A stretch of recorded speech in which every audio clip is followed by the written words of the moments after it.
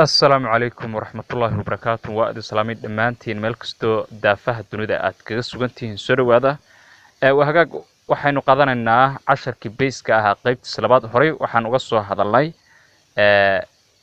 الفابت كيو أن أكل قادني أفر قيبات حرفها وين يو حرفها يرسدو كله شغل يشربنا وهذا طبعا حن قادن دونا لح لباتن حرف أو كبيس كريسان الفابت كمركاسي أنا جو كبلابن إلا Z كدبنا إنجليزي قيبيس كله أينو وجود بدونا إن شاء الله تعالى. A for apple مركا وتفاحة. B for B ورتا عوانك أوجه ريوام حي words وأريو words وأريو أريا ذا مركا أري كبلو ذا كل B كبلو كوز إلا إيو Z بيسونا. A for apple تفاحة. B for B شندا. C for kif وجودك مركز. D for دال ودمينك أما قف كان أن وحدة فهمين أيها لو يقانا دمين مركزي أما دال لغة إنجليزكا.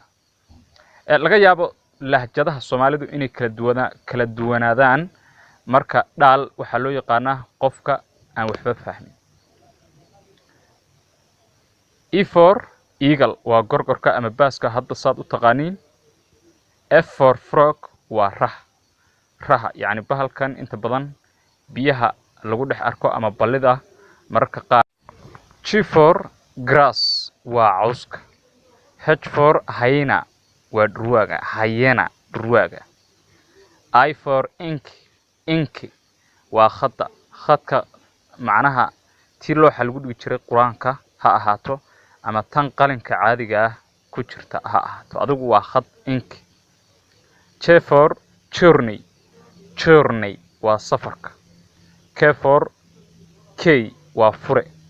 K for K waa fure. L for lion waa libaax.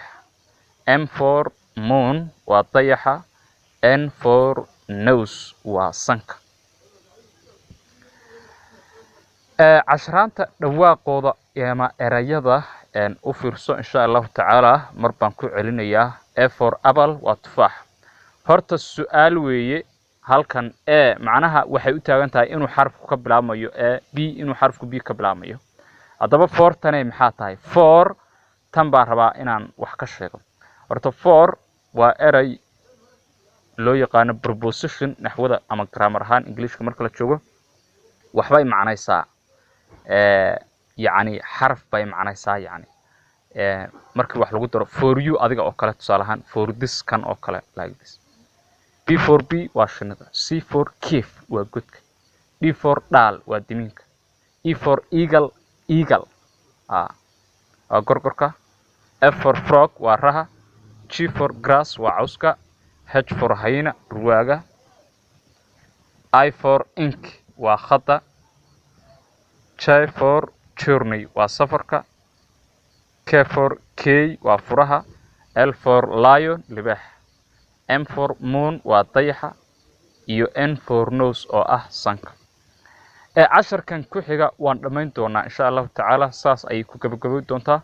dan marka waxaan qaadi doonaa testing examination imtixaan yar oo tijaabo ah haddii Ilaahay yiraahdo dadkuna isku mid ma aha kolba qofku khadkaaga markii aad furatid cashar ku soo dhaco iska qoro si habi ah buug iyo qalinka soo qaado dan hadhowna adigoo akhrinayo cod ku soo duub insha Allah taala soo nadir khayr baan idin rajeynayaa dhamaantiin meel kasto aad joogtaan.